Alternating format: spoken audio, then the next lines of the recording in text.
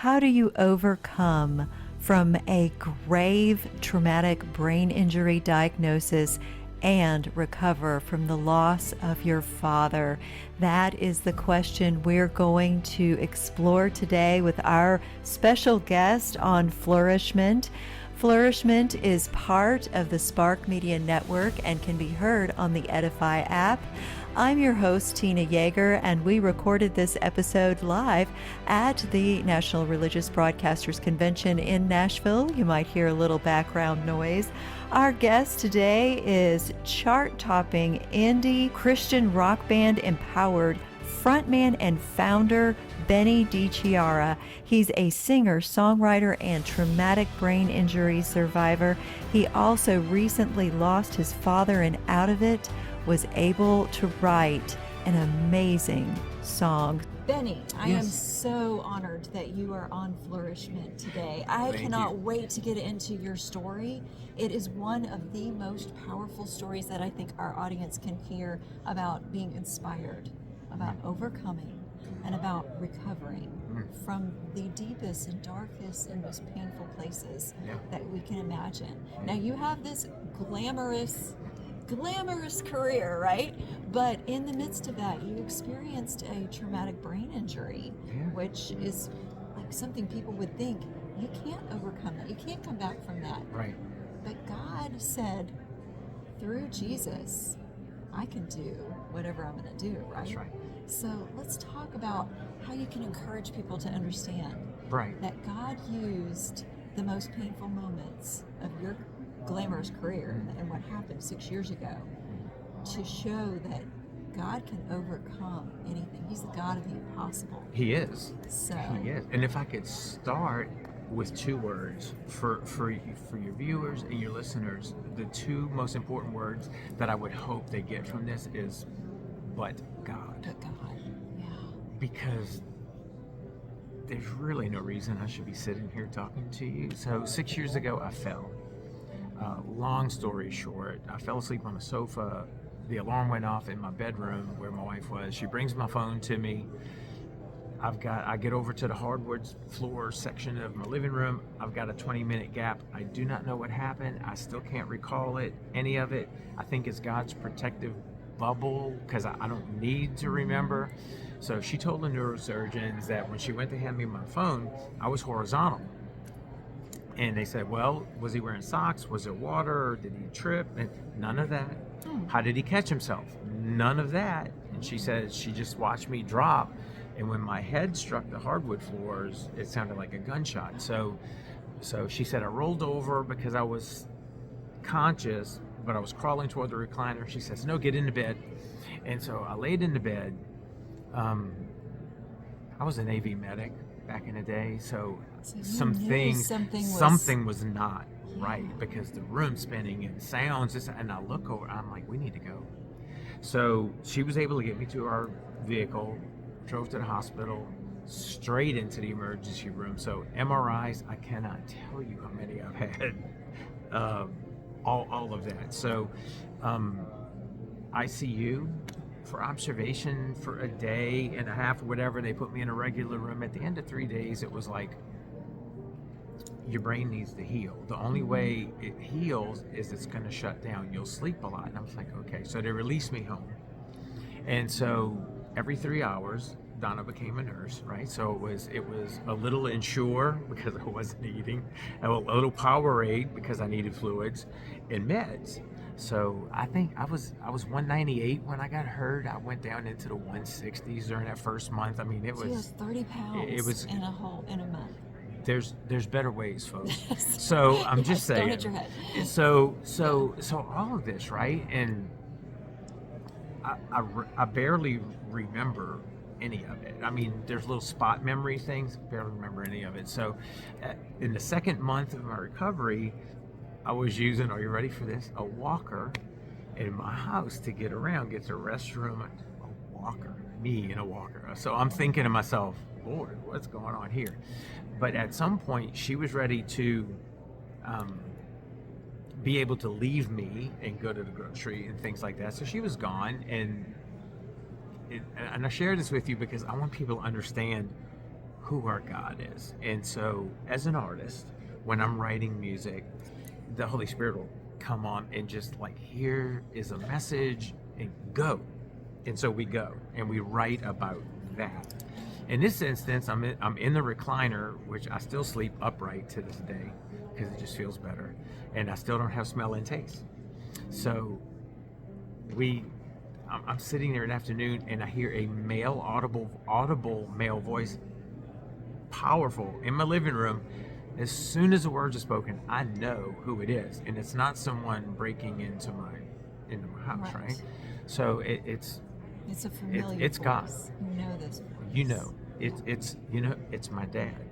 And so God says, Benny, I have huge and great plans for you coming out of this thing. So I'm like, I did what anybody would do. I kind of snot cried like a baby until I fell asleep. I wake up, it's about 11:30. This happened for a couple of days in a row. And I'm literally trying to wrap my head around it because I'm still in the fog of recovery. And on the last day, he comes to me strong and biblical and says, Benjamin, I am telling you that I have business. Yes. It's like when your parents call you by your first and middle name, right? Benjamin Arthur. I'm sorry, Mom. So, but it's Benjamin, I'm telling you that I have huge and great plans for you coming out of this thing. And so I was cognizant. So I don't pray like most people pray. I kind of have a discussion. He and I. It's a conversation, right? That's all it is, right? Yeah. When you have that relationship, it's not that's a what it is. Thou and King James. Which I'm a stickler for King James. I like all that old English stuff, but that's because I do. Anyway, I digress. So he tells me audibly then another message and says to me, so the next song that you write for me will be named Jeremiah 29:11. So it's my favorite verse in the Bible. I love it. It's the best promise ever. For I know the plans I have for you, says the Lord, plans to prosper you and not harm you. And I'm like, Lord, you're affirming me through my favorite verse. I know what you're doing. He says, listen what I'm telling you. What I want to come out of this song is how I stepped into your life and saved it. I can do for anybody if they just press into me and follow what I'm doing. And I'm like, oh. He says, go to your office and write this down. So I'm going back and forth to my office on my blotter pad, third grader, big swoopy letters, and I'm writing lyrics that he is literally giving.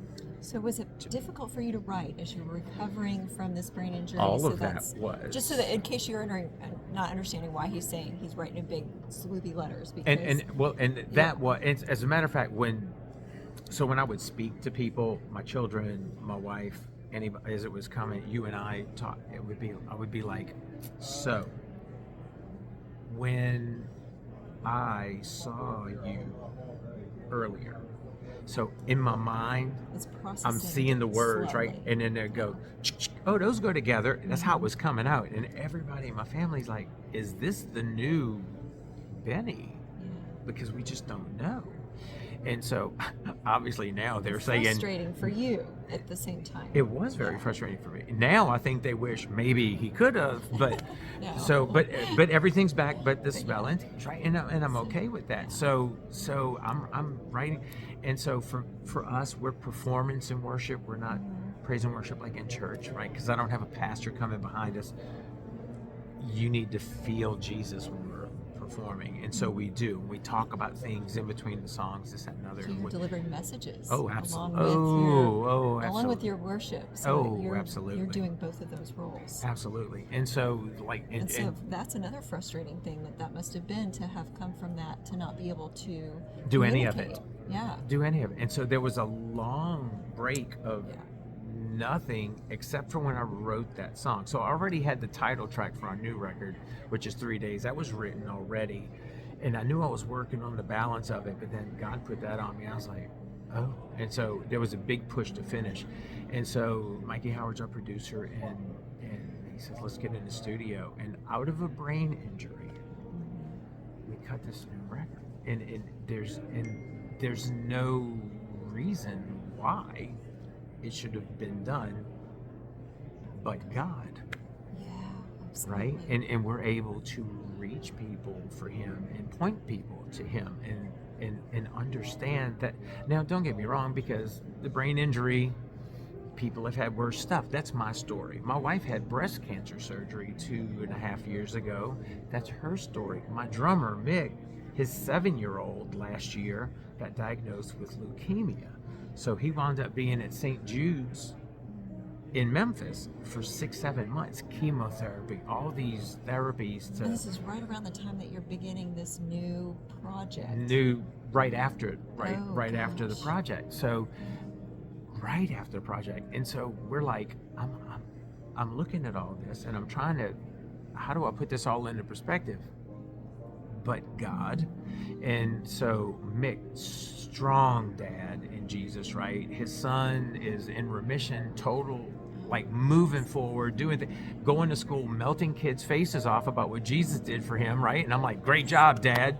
And right? And so, and too many times, I think, even as Christians, we get bogged down and go, God's just not existent in this, but yet he is, right? Right now, there's kind of a little mini world war going on in the world, right? God knew about it eons ago. Okay? There's this COVID thing that happened, right? God knew about it eons ago. My dad passed in October. God knew about it eons ago. Yet these things still came to pass, right? But God. Because if we believe that the Bible is the living Word of God, and that he's the Alpha, the Omega, he's the beginning and the end, that he knows the number of hairs on our head, and they're counted before we're even born, how then did he not know all of these other things that are happening? Your days were numbered and written in the book before one of them Every, came to be, right? everything. And so, I'm like, so when you get that, when you get, and you're saved, and Jesus isn't just a name, right? He's the name above all names, and he lives in you. You look at all these things that are happening, and you and I tell people all the time, God's got this, and they go, is it that easy? Guess what? It really is. It really, really is. So when we perform, we're basically having a party for Jesus on a stage, right? And for me, it means more because he saved my life, and but for him, I'm allowed to be out there for him. So when my dad passed in October of 2020, it was a 9-day they diagnosed him with cancer 9 days later. It was like that. So we had the big discussion at the end, and I'm ordained, and his favorite nickname for me was Pastor Boy. So I'm like, Dad, I need you to tell me you know where you're going, because not only do you have a place at the buffet table, you have a name tag set up. So he laughs. He says, yes, Pastor Boy, I know where I'm going. I said, any other day, that would so be a cute answer. I need you to tell me. And he's like, Jesus died. He rose for me. I believe that I'm going to heaven. I said, you know what? You're absolutely right. And it doesn't matter what the doctors tell you. And to be honest and frank, it's going to suck for us. However, I know what your address is, so I'm going to see you again. And so the new single that we just released is called I'll Meet You There. And it's Daddy's song in parentheses. And so it's not sad and morbid. Am I sad that my dad passed? Of course I am. And he's little Sicilian man he was, and he taught me about integrity growing up, all those type things. And I'm sad for that, because we don't get to hang out anymore, and that's just something you miss, right? But again, I know what his address is, and it's the same address we're all going to for those of us who believe, and I know I'll see you again. So there's joy there, right? And had he not known Jesus, that joy would not be there. And so your dad witnessed your recovery through the traumatic brain injury, and how you did it with faith. Which was it fully just, I believe God is going to bring something great out of this, or did you struggle with that process of recovery at times as well? Well, the first month of recovery, I struggled with nothing because I don't remember anything. I was just sleeping. And people go through, again, differently. My history is not your history, right, nor is it any of your listeners' histories. We all have something, right? And some of our garbage cans are bigger than others. Some have scented bags and some don't, right? Just to put it in a real world perspective, right? But when we are rooted and we have the foundation, God's got this, right? And that's our job. Our job is to live that, because I could walk around as a Christian and say I'm saved and have a Bible in my hand. I could have a Christian rock band and go do things and think that's enough. People don't care about that stuff. But when they see me aside from that, am I that same person? That's integrity. Am I going to talk to, and it's consistency, right? And there's consistency in the word. The word does not falter. It's not a living, breathing, moving document. It is. Most governments around the world are set up on the 10 Commandments. So that God. We are so finite. The word that holds the world together. That's right. We're so finite, right? We don't understand what he's doing, yet he's got it all figured out. And I'm telling you, so we have a party from stage when we perform, because when we go to heaven, it's just going to be a party for him. And in live person, there'll be no unanswered questions that we would have had. And now, going through all of this traumatic stuff and pain and recovery and all that kind of stuff, do I still have questions? I still question some things. Just like my smell and taste being gone, I still question why. But does it deter my faith walk? And the answer to that is, in no way, shape, or form does that deter my faith walk. But God. Yeah. So all this time that you're ministering to people from stage, you're performing and ministering to people. Oh yeah. You are also building a foundation for what you would need to get you through your darkest time of suffering, and to become that testimony that would minister to your Father. Yeah. That was probably one of the biggest moments of ministry that you had, was your Father was able to see how you lived what your message was. Yeah, our walk is a stronger witness than what we speak. For sure. Right? It just is. It is for your children. It is for your spouse. It is for your friends. It is for anybody, but especially for those who do not have him in their life. They don't have God in their life. They don't believe Jesus is more than a prophet. And they won't believe that, but I tell people all the time, if you do not believe in miracles, please look at this. This isn't the prettiest thing in the entire world, but it is to him, and he decided to step in and save it. Because it's reflecting the face him. Of God. That's right. Yeah. That's right. And if we could get a hold of that, right? If we could just get excited about that, we can change the world. That's true. And that goes for you too. This isn't Absolutely. just for someone who's on stage. That's right. And that's why God spoke that message to you, that your suffering was going to impact everybody. That's that right. sees your testimony, that hears this beautiful song that you've written for the dad that you were able to minister to in those last moments. You weren't just pastor boy. No. You were the presence of Jesus. Absolutely. That you showed what faith really is for your Father, and you were able to see that was bringing him to a home that you can look forward to seeing him in again. That's right. I received that, and I appreciate that. And to your viewers and your listener, your life is your stage. I mean, think about that. Your life is your stage. What people see in you, that's your stage for him. So it's joyful, right? It is. It just is. And you have this song about turning that grief, that mourning, into dancing. Yeah, which doesn't mean we don't mourn or we ignore the fact that we're mourning, because even Jesus wept. That's right. At funerals. That's so right. we do mourn and we do grieve. It's not something God intended when he created us. He intended just life. Death was something that came out of brokenness, and he's restoring that in eternal life. You know what God just gave me as you said that, which is, my wife was like, "Are you emotionally invested in what's going on?" This is in the last week of my dad's life, and I'm like, "Listen, I'm medically trained from the military, so I need to know what appointment's next, what. And so I was very finite in that. And so I said, there'll be time for that. But that time's not now.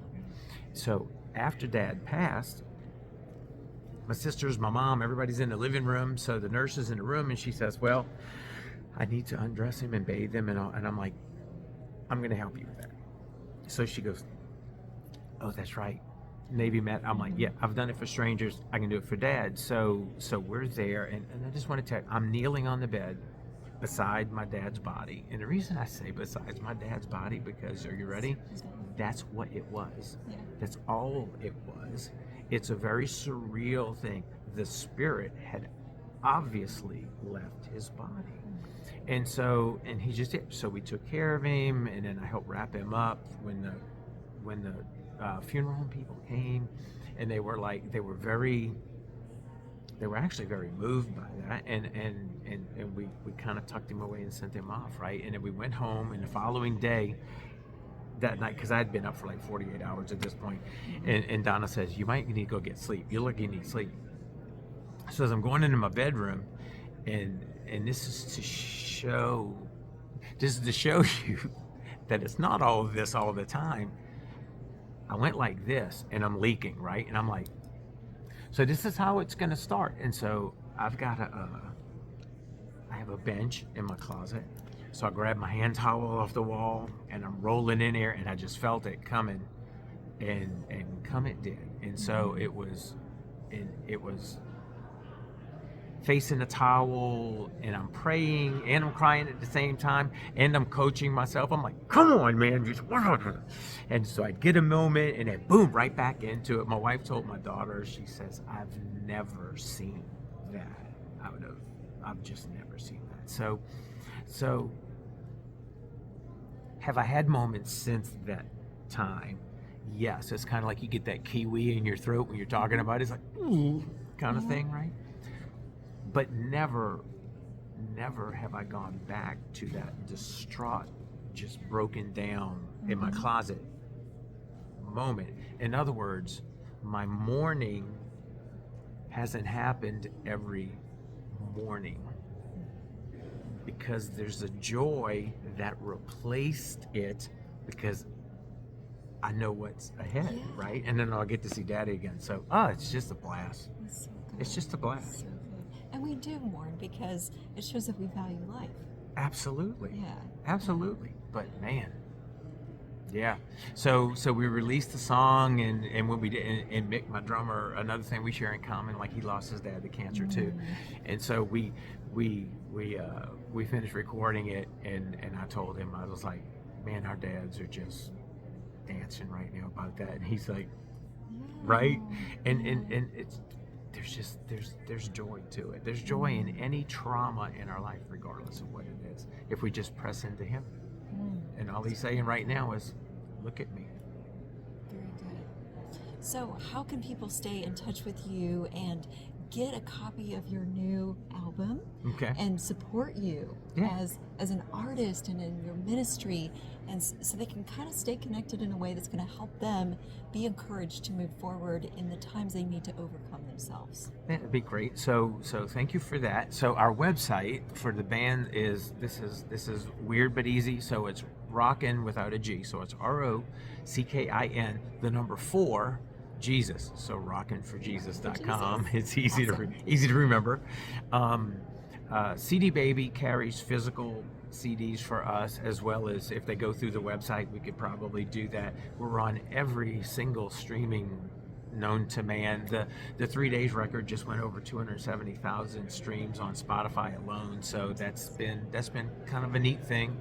And the singles that we've done since then, including Daddy's Song, is on there. And on our YouTube page, we have an official YouTube page too. It's just Empowered. And there's 2 or 3 official videos we've done for it. And we just did the official video for my dad's song that we did too. So it's exciting. And then we're going to do a new record this summer, and who knows what's coming out of that. So we're excited about it. We look forward to being able to see all of the great things that God's going to continue pouring through you to bring that but God message. That's right. Into their lives. That's right. But So, God. Oh, yes. it's my favorite two words. So yeah, and it should be everybody's favorite two words. Favorite because two that's words. where we are. Until we say, hello again, God, when we get up to that other That's side right. where we're dancing in that party That's right. together. That's So, absolutely right. So appreciate you coming on. Yeah, thank you so today. much. I'm glad It's we got been a chance to do delight. it. So I hope that you follow the links and get in touch with all of his fantastic materials, that moving song, Daddy Song, and all the rest of the album. And I also hope you come back for the next episode of Flourish-Meant. Flourish-Meant is part of the Spark Media Network and can be found on the Edify app.